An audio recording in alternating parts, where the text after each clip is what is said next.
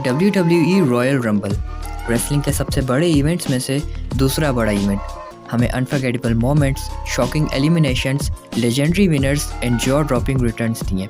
From the very first Royal Rumble in 1988 to the recent one, हम बात करेंगे हर era में हुई हर रॉयल रंबल के बारे में इस 2 पार्ट्स की वीडियो में, जिसमें से आज के इस पहले पार्ट में हम कवर करेंगे the early years to attitude era में हुई हर रॉयल रंबल को और जानेंगे उनके विनर्स को।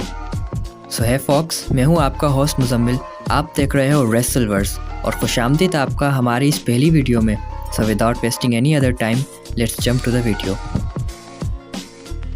इस सब की शुरुआत होती है जनवरी 24, 1988 को, जब हेक्सो जिम डगन ने लास्ट में वन मैन गैंग को एलिमिनेट करके सबसे पहली रॉयल रंबल जीती।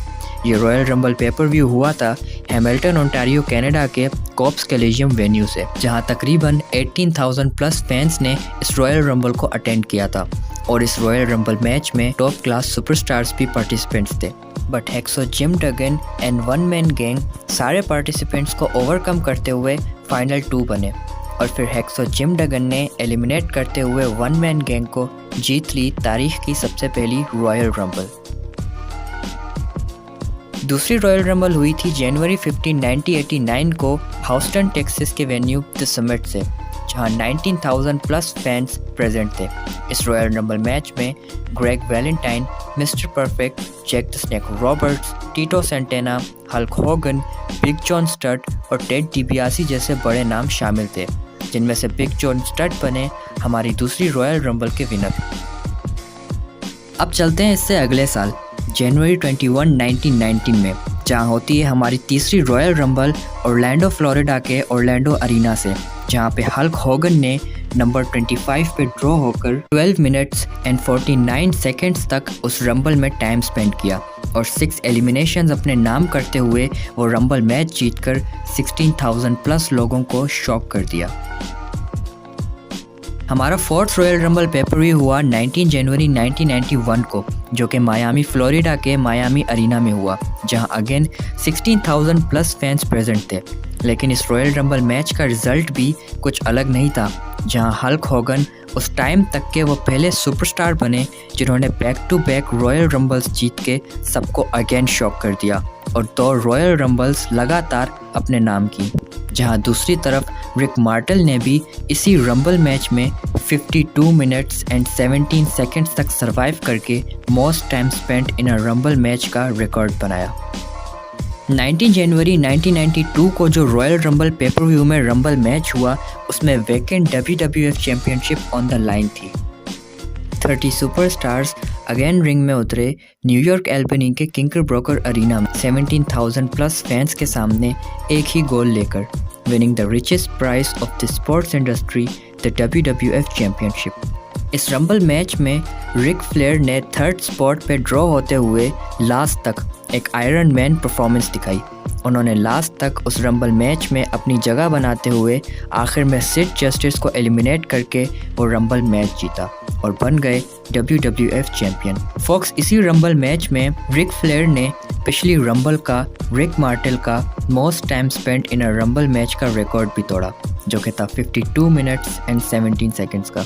जनवरी 24, 1993 सैक्रामेंटो कैलिफोर्निया का आर्को अरीना, जो कि था jam packed with over 16,000 plus fans. ये वो पहली रॉयल रंबल थी जिसने आने वाली रंबल्स के लिए ये स्टैंडर्ड सेट किया। ये रंबल मैच दोस्तों योकोजुना ने जीतकर हासिल किया एक title shot for the WWF world championship eight WrestleMania 9। Yokozuna ने इस मैच में 7 एलिमिनेशंस हासिल की और लास्ट में रैंडी सैवेज को एलिमिनेट करके ये रंबल मैच जीता। और हाँ, सिर्फ यही नहीं, इस रंबल मैच में बॉब बकलैंड ने एक ऐसा रिकॉर्ड बनाया जो कि आने वाले 11 साल तक की रंबल्स की हिस्ट्री में कोई सुपरस्टार नहीं ब्रेक कर पाया। बॉब बकलैंड ने इस मैच में 2nd नंबर पर ड्रॉ होके 1 आवर 1 मिनट एंड 10 सेकेंड्स तक रिंग में टाइम स्पेंड करके रिक फ्लेयर का पिछली रंबल का रिकॉर्ड तोड़ा। लेकिन गाइस, रिकॉर्ड्स बनते हैं टूटने के लिए। 11 साल के बाद द एरा में हुई 2004 की रॉयल रंबल में वो कौन सा सुपरस्टार था जिसने ना ही सिर्फ वो रंबल मैच जीता बल्कि ये रिकॉर्ड तोड़ दिया। वो सुपरस्टार और कोई नहीं बल्कि थे क्रिस ओके, तो मैं नहीं चाहता कि ये मेरी पहली और आखिरी वीडियो हो, क्योंकि वो एक ऐसा सुपरस्टार थे जिनका नाम WWE अपनी हिस्ट्री से इरेज कर चुकी है। तो मैं उसका नाम अपनी वीडियो में लेके अपनी यूट्यूब जर्नी शुरू होने से पहले ही क्यों ख़त्म करूं। बाय द वे, आप समझ तो गई होगे कि मैं किस सुपरस्टार की बात कर रहा हूं। सो चलो अपने टॉपिक की तरफ वापस चलते हैं। जनवरी 22, 1994 की रॉयल रंबल वो पहली एंड ओनली एक ऐसी रॉयल रंबल थी जिसके को विनर्स ही एक्चुअल रंबल विनर्स बने। यस फॉक्स, ये रंबल हुई थी प्रोविडेंस, रोड आइसलैंड के प्रोविडेंस सिविक सेंटर से, जहां तकरीबन 14,500 फैंस शॉक रह गए उस रंबल मैच के रिजल्ट को देख के। इस रंबल में लेक्स लूगर 23 स्पॉट पर ड्रॉ हुए और उन्होंने 21 मिनट्स 58 सेकंड्स तक रिंग में टाइम स्पेंड करके 7 एलिमिनेशंस की, जबकि दूसरी तरफ ब्रेट हार्ट जो कि नंबर 27 पर ड्रॉ हुए, उन्होंने 15 मिनट्स एंड 8 सेकंड्स तक रिंग में अपनी जगह बरकरार रखते हुए 5 सुपरस्टार्स को एलिमिनेट किया और यही 2 सुपरस्टार्स बने हमारे फाइनल 2 पार्टिसिपेंट्स। पर उसके बाद क्या? इन दोनों में से कौन सा वो एक सुपरस्टार बनने वाला था 1994 के रंबल मैच का विनर? दोनों स्टार्स के बीच में क्लासिक फाइट हुई और दोनों ही स्टार्स ये मैच जीतने की फिराक में थे, मगर फिर कुछ ऐसा हुआ जो किसी ने सोचा भी नहीं था। मैच के एक पॉइंट पे ये दोनों सुपरस्टार्स रोप्स के करीब रेसल कर रहे होते हैं, जहां ब्रेट हार्ट लेक्स लूगर को रोप्स की जानिब इतनी ज़ोर से पुश करते हैं कि वह दोनों stars over the top rope जाके एक साथ फ्लोर पे लैंड करते हैं और सारे फैंस ये देख के शॉक रह गए कि दोनों सुपरस्टार्स के feet at the same time floor पे टच हुए। पूरे अरीना में एक सस्पेंस सा क्रिएट हो जाता है कि आखिर यार ये मैच जीता कौन। कुछ देर तक तो टेंस सा माहौल बना रहता है। सारे रेफरीज आपस में और हॉवर्ड फिंकल के साथ डिस्कस करते हुए नज़र आते हैं। जहां एक तरफ रेफरीज लेक्स लूगर का हाथ रेस करते हैं एज ए विनर, तो वही दूसरी तरफ ब्रेट हार्ट का भी हाथ हवा में रेस कर दिया जाता है कि नहीं भाई, विनर तो ये है। बहुत देर के बाद भी रेफरीज किसी एक सुपरस्टार को विनर डिक्लेयर करने से कासिर रहे। फिर आखिरकार जैक ट्यूने, जो कि उस वक्त WWF के प्रेसिडेंट थे, वो बैकस्टेज से रिंग में आते हैं और उन्होंने ये फैसला किया कि दोनों सुपरस्टार्स के feet at the same time floor पे हिट हुए थे, इसलिए दोनों सुपरस्टार्स को ही इस रंबल मैच का विनर डिक्लेयर किया जाता है और दोनों स्टार्स को ही मिलेगा बराबर से टाइटल शॉट एट रेसलमेनिया। लेकिन वो कैसे? दोस्तों, इसका फैसला हुआ था फॉलोइंग मंडे नाइट रॉ के एपिसोड पे, एक बहुत ही यूनिक वे में। खैर, वो हम इस वीडियो में तो नहीं जानेंगे क्योंकि वीडियो बहुत लंबी हो जाएगी और ऑफ टॉपिक भी। सो टॉपिक पे बने रहते हुए जानते हैं हमारे अगले और द अर्ली ईयर्स एरा में हुए last royal rumble pay per view और उसके रंबल मैच के विनर के बारे में।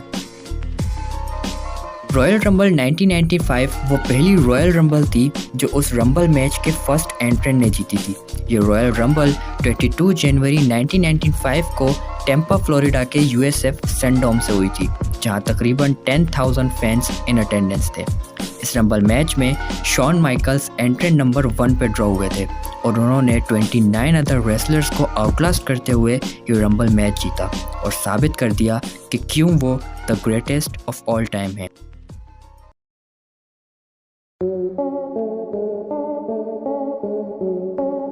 द एटीट्यूड एरा में हुई रॉयल रंबल्स ने रेसलिंग फैंस को बहुत से आइकॉनिक मोमेंट्स दिए, जिनमें से शॉन माइकल्स और स्टोन कोल्ड स्टीव ऑस्टिन की शॉकिंग विक्ट्रीज आज तक कोई नहीं भुला पाया। ये वही साल थे जब WWE की स्टोरी लाइन और बुकिंग सबसे ज़्यादा एटीट्यूड थी। रॉयल रंबल में 2 बड़े सुपरस्टार्स ने अपना डेब्यू भी किया था, वेडर और द रिंग मास्टर, जो कि और कोई नहीं बल्कि अपने स्टीव ऑस्टिन भैया थे। ये स्टीव ऑस्टिन का पहला रंबल मैच था, लेकिन तब वो द रिंग मास्टर के नाम से जाने जाते थे। दोस्तों, इस रंबल मैच में हमें एक शॉकिंग रिटर्न भी देखने को मिली, जब नंबर 7 एंट्रेंट पे legend Jake the Snake Roberts ने कई सालों के बाद WWE में वापसी करके सबको हक्का बक्का कर दिया। लेकिन सिर्फ जैक द स्नेक रॉबर्ट्स ही नहीं थे जिन्होंने इस रंबल मैच में सबको शॉक किया। दोस्तों, शॉन माइकल्स आखिर में अपने दोस्त डीजल को एलिमिनेट करके WWE के इतिहास के वो दूसरे ऐसे सुपरस्टार बने हल्क होगन के बाद जिन्होंने लगातार 2 बार रॉयल रंबल मैचेस जीते, उस साल का 1996 का और उससे पिछले साल 1995 का बैक टू बैक। जनवरी 19, 1997 ये रॉयल रंबल हुई थी सैन एंटोनियो टेक्सास के एलेमाडोम में, जहां 60,000 से ज़्यादा फैंस मौजूद थे, जो उस वक्त रॉयल रंबल के लिए एक रिकॉर्ड अटेंडेंस थी। दोस्तों, इस रॉयल रंबल मैच को स्टीव ऑस्टिन ने जीता था और ये उनकी रिकॉर्ड 3 रॉयल रंबल जीतों में से पहली जीत थी। स्टोन कोल्ड स्टीव ऑस्टिन ने इस मैच में 10 सुपरस्टार्स को एलिमिनेट किया, जो उस वक्त तक हल्क होगन के रिकॉर्ड की बराबरी थी। इस रॉयल रंबल मैच की सबसे हैरत अंगेज बात यह थी कि इस मैच का एंड बहुत ही ज़्यादा कंट्रोवर्शियल था। ब्रेट द हिटमैन हार्ट ने स्टोन कोल्ड स्टीव ऑस्टिन को रिंग से एलिमिनेट कर दिया था, लेकिन रेफरीज का ध्यान रिंग के दूसरी तरफ हो रहे मैनकाइंड और टेरी फंक के झगड़े में था। इसका फ़ायदा उठाते हुए स्टीव ऑस्टिन चुपके से रिंग में वापस घुस गए और उन्होंने ब्रेट हार्ट समेत बचे हुए सभी सुपरस्टार्स को एलिमिनेट करके वो रॉयल रंबल मैच जीत लिया। अगली रॉयल रंबल होती है 18 जनवरी 1988 को सैन जोसे कैलिफोर्निया के सैन जोसे अरीना से 18,542 फैंस के साथ। यह हिस्ट्री की वाहिद ऐसी रॉयल रंबल थी जहां एक ही रेसलर ने 3 बार एंट्री ली। मिक फॉली ने सबसे पहले अपने कैरेक्टर कैक्टस जैक के रूप में फर्स्ट एंट्रेंट पे रॉयल रंबल मैच में एंट्री ली, जहां पे उन्हें चैंसो चार्ली ने एलिमिनेट कर दिया। फिर अगेन 16 स्पॉट पे उन्होंने मैनकाइंड बन के रंबल मैच में एंट्री ली और एक बार फिर गोल्डस्ट ने उन्हें एलिमिनेट कर दिया, लेकिन वो फिर भी नहीं रुके। तीसरी बार दोबारा 28 स्पॉट पे डूडलव बन के आए और दोबारा एलिमिनेट हो गए। इस दफ़ा फारूक ने उन्हें एलिमिनेट किया। बाय द वे दोस्तों, 1998 का रॉयल रंबल मैच भी स्टोन कोल्ड स्टीव ऑस्टिन ने जीता था और ये उनकी हल्क होगन और शॉन माइकल्स की रंबल विक्ट्रीज की तरह ही बैक टू बैक विक्ट्री थी। मैच के एंड में ऑस्टिन ने रॉक को एलिमिनेट करके जीत हासिल की और इस मैच से ही इन दोनों की वो दुश्मनी शुरू हुई जिसने आगे चलकर एटीट्यूड एरा को डिफाइन किया। अब बात करते हैं उस रॉयल रंबल की जो मेरी पर्सनल फेवरेट रॉयल रंबल्स में से टॉप पे है। मैं बात कर रहा हूँ जनवरी 24, 1999 की रॉयल रंबल की, जो कि एनाहेम कैलिफोर्निया के एरोहेड पॉन्ड ऑफ एनाहेम से हुई थी और इस रॉयल रंबल मैच की अटेंडेंस थी 14,816। इस रॉयल रंबल की टैगलाइन थी नो चांस इन हेल। यह टैगलाइन ये बताती है कि ये रंबल कितनी ज़्यादा आइकॉनिक थी। ये रॉयल रंबल मैच WWE की हिस्ट्री का सबसे अनोखा मैच था, क्योंकि ये पूरा मैच स्टीव ऑस्टिन और विंस मैकमैन की स्टोरी लाइन के इर्द गिर्द घूम रहा था। विंस मैकमैन ने मैच शुरू होने से पहले स्टीव ऑस्टिन को एलिमिनेट करने वाले सुपरस्टार के लिए $1,00,000 के इनाम का ऐलान किया। उन्होंने पूरी कोशिश की कि ऑस्टिन ये मैच ना जीतें। मिस्टर मैकमैन ने ऑस्टिन को एंट्री नंबर 1 दी और ख़ुद चालाकी के साथ एंट्री नंबर 2 पे एंटर हुए, ताकि वो ऑस्टिन का पत्ता पहले ही इस मैच से साफ कर सकें। मैच शुरू होते ही दोनों अंडर द रोप्स रिंग से बाहर निकल गए और पूरे स्टेडियम में फ़ाइट करते करते स्टेडियम के बाथरूम में जा पहुँचे और वहाँ भी फ़ाइट करने लगे, जहाँ द कॉरपोरेशन के मेंबर्स ने ऑस्टिन पे हमला करके उनको ज़ख्मी कर दिया और एम्बुलेंस में हॉस्पिटल भेज दिया। ऑस्टिन के जाने के बाद विंस रिंग में नहीं आए, बल्कि वो कमेंट्री टेबल पर बैठकर मैच देखने लगे कि ऑस्टिन तो भाई अब ख़त्म, वो तो नहीं आने वाले। लेकिन मैच के दरमियान सब शॉक्ड रह गए जब ऑस्टिन हॉस्पिटल से एम्बुलेंस चलाकर वापस स्टेडियम में आ गए और उन्होंने रिंग में आते ही सब सुपरस्टार्स को धोना शुरू कर दिया और एक एक करके सबको रिंग से एलिमिनेट कर दिया। अब ऑस्टिन और विंस ही सिर्फ रिंग में आखिरी बचे थे। ऑस्टिन विंस को मार मार के उनका कचूमर बना ही रहे थे कि अचानक द रॉक रिंग के पास आए और ऑस्टिन का ध्यान भटकाने लगे। जब ऑस्टिन द रॉक से बहस कर रहे थे, तभी पीछे से विंस मैकमैन ने ऑस्टिन को धक्का देकर रिंग से बाहर निकाल दिया और इसी तरह WWE के चेयरमैन विंस मैकमैन ने 1999 का रॉयल रंबल मैच जीत लिया, सिर्फ एक ही एलिमिनेशन अपने नाम करके, जो कि स्टोन कोल्ड स्टीव ऑस्टिन की थी और WWE फैंस के लिए ये एक बड़ा झटका था। वर्ल्ड के मोस्ट फेमस अरीना से जनवरी 23 को होती है रॉयल रंबल 2000। न्यूयॉर्क सिटी का Madison Square garden jam packed था 19,231 फैंस से। ये royal Rumble match the rock ने जीता था लेकिन द रॉक की ये विन WWE हिस्ट्री की सबसे कंट्रोवर्शियल विन मानी जाती है। मैच के आखिर में सिर्फ द रॉक और बिग शो बचे थे। बिग शो ने द रॉक को उठाकर बाहर फेंकने की कोशिश की, लेकिन द रॉक ने रिंग रोप्स को पकड़कर खुद को अंदर खींच लिया और बिग शो को बाहर गिरा दिया। असल में इस मूव के दौरान द रॉक के दोनों पैर पहले ही फ्लोर पे लग चुके थे, जो कि एक बोझ था, लेकिन रेफरी की नज़र इस पे नहीं पड़ी और रेफरी ने द रॉक को विनर अनाउंस कर दिया। 2001 का रॉयल रंबल मैच WWE की हिस्ट्री के बेहतरीन मैचेस में से एक माना जाता है। ये मैच 21 जनवरी 2001 को न्यू ऑर्लिन्स लुइसियाना के न्यू ऑर्लिन्स अरीना में 17,131 फैंस के बीच हुआ था और स्टोन कोल्ड स्टीव ऑस्टिन ये रंबल मैच जीतकर वो पहले ऐसे रेसलर बने जिन्होंने 3 बार रॉयल रंबल्स अपने नाम की और आज तक उनसे ज़्यादा बार कोई भी सुपरस्टार रॉयल रंबल्स नहीं जीता है। उन्होंने आखिर में केन को चेयर से मार के रिंग से बाहर एलिमिनेट किया। दोस्तों, केन का दबदबा इस पूरे मैच में इतना था कि उन्होंने 11 रेसलर्स को एलिमिनेट करके उस वक्त का नया रिकॉर्ड बनाया, जो 13 साल तक कोई नहीं तोड़ सका। अब बात करते हैं एटीट्यूड एरा की आखिरी रॉयल रंबल के बारे में, जो कि WWF के बैनर के अंदर होने वाली आखिरी रॉयल रंबल भी थी, क्योंकि इसके बाद जो रॉयल रंबल्स हुई वो ना ही सिर्फ एक न्यू एरा में हुई बल्कि WWE के बैनर के नीचे हुई। ये रॉयल रंबल हुई थी एटलांटा जॉर्जिया के फिलिप्स अरीना में, जहां 16,106 फैंस मौजूद थे और इस रॉयल रंबल के मैच को ट्रिपल एच ने जीता था, आखिर में कर्ट एंगल को एलिमिनेट करके। दोस्तों, ये रॉयल रंबल पहले ब्रांड एक्सपेंशन से पहले की आखिरी रॉयल रंबल भी थी।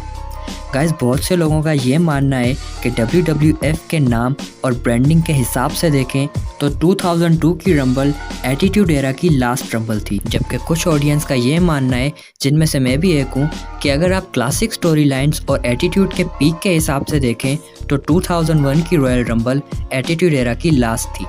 बाय द वे, आपको क्या लगता है कि कौन सी रॉयल रंबल या कौन सा साल एटीट्यूड एरा का आखिरी था, 2001 या फिर 2002? कमेंट करके अपनी राय ज़रूर बताना। तो बस फॉक्स, आज की इस वीडियो में इतना ही, जिसमें हमने डिस्कस की द अर्ली ईयर्स और एटीट्यूड एरा में हुई वो सारी royal rumbles. But don't forget कि ये वीडियो पार्ट 1 थी और पार्ट 2 में हम डिस्कस करेंगे द रूथलेस एग्रेशन एरा से लेकर द मॉडर्न एरा तक की सारी रॉयल रंबल्स को। अगर आपको मेरी ये पहली वीडियो पसंद आई हो तो वीडियो को लाइक और चैनल को सब्सक्राइब करके सपोर्ट ज़रूर दिखाएं, ऐसे ही और अमेजिंग रेसलिंग कंटेंट के लिए। मिलता हूँ आपसे मेरी नेक्स्ट वीडियो में, तब तक के लिए अल्लाह हाफिज़ और देखते रहें रेसलवर्स।